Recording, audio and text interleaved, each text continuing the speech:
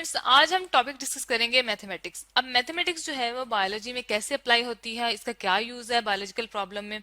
Mathematics को actually कहा जाता है मदर ऑफ साइंसेज, जो तमाम साइंसेज में अप्लाई होती है। ठीक है, इसके बगैर कोई भी साइंस की फील्ड जो है वो कंप्लीट नहीं होती। ठीक है, अब हम क्या करते हैं, डाटा को ऑर्गेनाइज तो कर लेते हैं, डाटा तो लिविंग थिंग से ले लेते हैं, लेकिन उसको एनालाइज करने के लिए हमें मैथ्स की जरूरत पड़ती है। ठीक है, तो ये जो मदर ऑफ साइंसेज है इसको हम मैथ्स को कहते हैं, और मैथ्स में जो उसकी आगे एक फील्ड है इसे हम अप्लाइड मैथमेटिक्स कहते हैं, जो कि हम बायोलॉजिकल प्रॉब्लम्स को हल करने के लिए इस्तेमाल करते हैं। ठीक है, अप्लाइड मैथमेटिक्स है।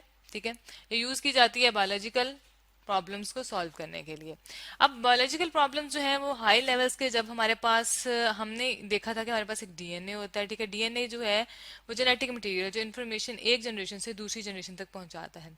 अब डीएनए के जो सीक्वेंस होता है मिलके, स्मॉल सा सीक्वेंस ऑफ डीएनए जो होता है उसे हम जीन कहते हैं। हम लिख लेते हैं सीक्वेंस ऑफ डीएनए, जो कि खास किस्म के करेक्टर को, जैसे हमारे नेल्स बनाने को, हेयर बनाने को, जो करेक्टर को, हमारा स्किन का कलर कैसा होगा उसको कोड करता है। सीक्वेंस ऑफ डीएनए को हम कहते हैं जीन। ठीक है, अब ये जो जीन होता है ये एक खास किस्म के करेक्टर को कोड करता है। अब हमने ये सारे जो जीन फाइंड कर लिए, बहुत सा हमारे पास डाटा हो चुका है। बायोलॉजिकल मॉलिक्यूल्स जो हैं हम यहाँ लिख लेते हैं, बायोलॉजिकल मॉलिक्यूल्स।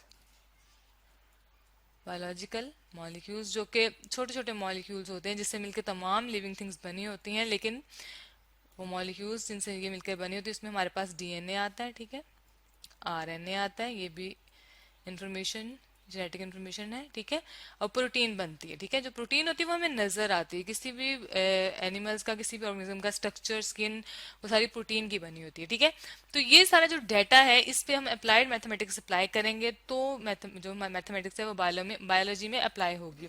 तो इसमें हमारे पास जो पहला काम है जो हम हाई लेवल पे कर रहे हैं वो होता है जीन फाइंडिंग का। ठीक है, कि कौन सा जीन किस प्रोटीन को कोड कर रहा है, किस करेक्टर को कोड कर रहा है, ये हम करते हैं।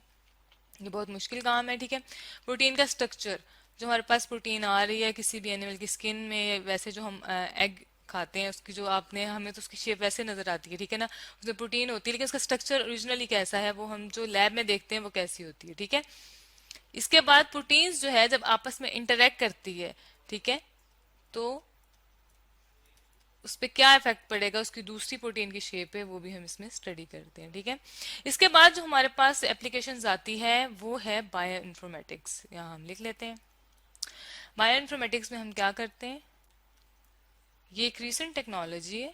इसमें हम क्या करेंगे, कंप्यूटेशनल मेथड जो कि हमारे पास सबसे रीसेंट टेक्नोलॉजी है, कंप्यूटर डेटाबेसेस, ऑनलाइन टूल्स और तमाम किस्म के जो डेटाबेसेस हैं अवेलेबल हैं, कंप्यूटेशनल बायोलॉजी। ठीक है, और प्लस हम क्या करेंगे, डाटा को एनालाइज करेंगे स्टैटिस्टिकल टेक्निक से। स्टैटिस्टिकल टेक्निक्स, स्टैटिस्टिकल, इसको ठीक कर लेते हैं, स्टैटिस्टिकल टेक्निक्स। ठीक हो गया, टेक्निक्स। ये जब कंबाइन होंगे तो इससे हम क्या करेंगे, इन दोनों को मिला के हम एनालाइज करेंगे बायोलॉजिकल डाटा को। ठीक है, एनालाइज बायोलॉजिकल डाटा। और बायोलॉजिकल जो डाटा है वो किस फॉर्म में हमारे पास होता है,